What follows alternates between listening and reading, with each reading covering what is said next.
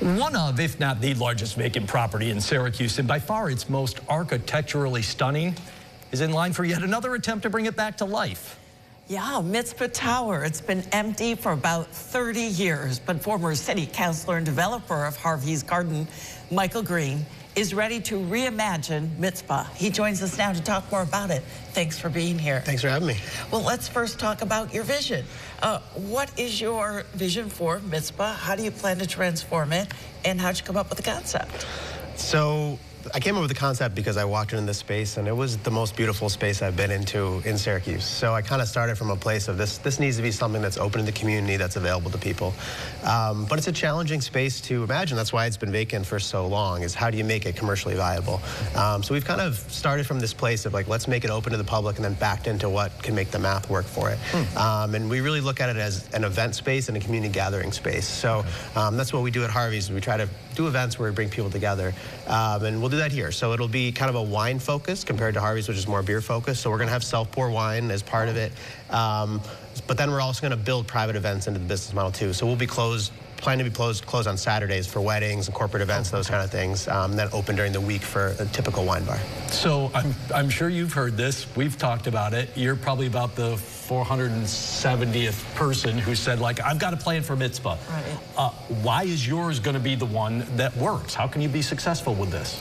Yeah, so the plan in general, the building's owned by Tom Serio, and he's going to be developing the upper floors for apartments and offices. So my plan is just really the sanctuary portion in that first floor. So kind of biting off a little bit of a smaller chunk than some of the larger development plans.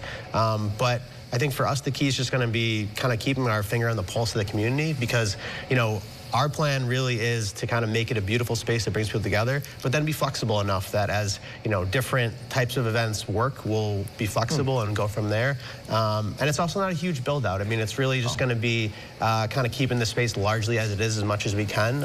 So that'll kind of minimize the cost as well. Yeah, we're curious about that, because you walked into the space and you probably said, wow, there's so much potential here.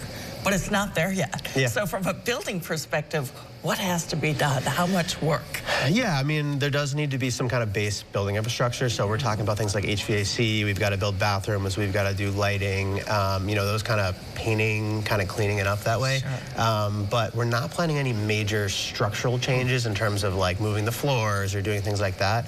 And then kind of the aesthetic we're going for is really try to kind of stop the decay a little bit, but preserve what it is. We're not trying to restore it to 1950. We think it's a more interesting story to tell, to be like, this is a snapshot of the building, kind of telling the story of Syracuse itself, where there's some scars to it, but there's beauty underneath it, and that's how we're going to present the building. And really utilize that architecture that's there, right? It was an old church when it started, right? It was. That's still the inside of it. You're going to kind of work with that as your event space, or? Yeah, exactly. The church sanctuary, it's 2 stories. I mean, the ceilings are so high that's what really draws people's attention when they walk in there. So kind of leave that aesthetic. Right. What about the financing? Because ultimately any project comes down to can we pay for it? And this sounds like a heavy lift. Yeah. It is.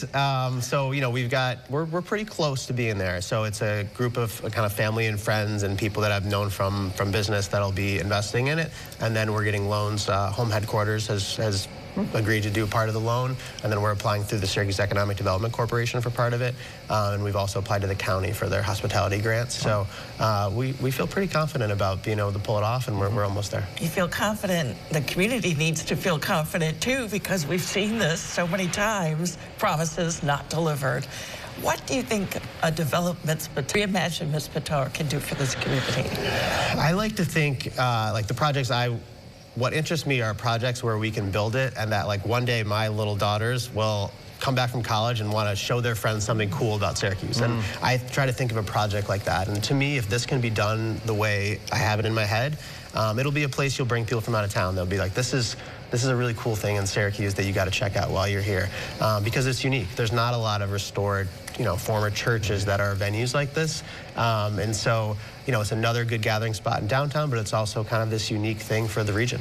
Quick last one for you. Basic timeline. Like, what's your first point? When do you think you'll know for sure we're good to go? It's going to be driven a lot by permits, and when we get that, but assuming we can get those permits done by the summer, I mean, we hope to be open by the end of the year is what we're shooting for. So that's Yeah. Well, it's okay. Yeah. We're going to hold you to that. We're going to have you back when it's finished. Sounds good. Yeah. All right. All right, Mike, thanks. Best of luck. And yeah, we'll have you back for sure. Thank you, Mike.